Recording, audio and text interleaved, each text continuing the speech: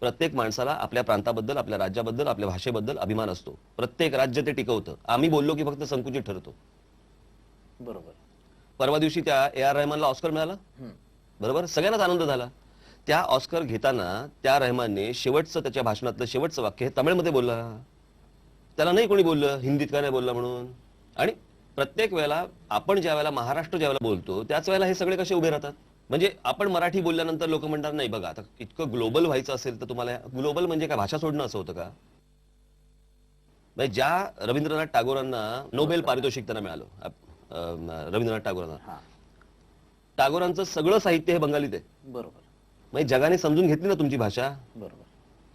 सत्यजित रेंनी एक चित्रपट सोडून सगळे चित्रपट हे बंगालीमध्ये केले. त्यांना ऑस्करचा लाईफ टाईम अचिव्हमेंट अवॉर्ड मिळाला ना. तुम्ही तुमच्या भाषेवरती, तुमच्या भूमिकेवरती, तुमच्या अस्मितेवरती जर ठाम असाल तर जग तुमची दखल घेतं.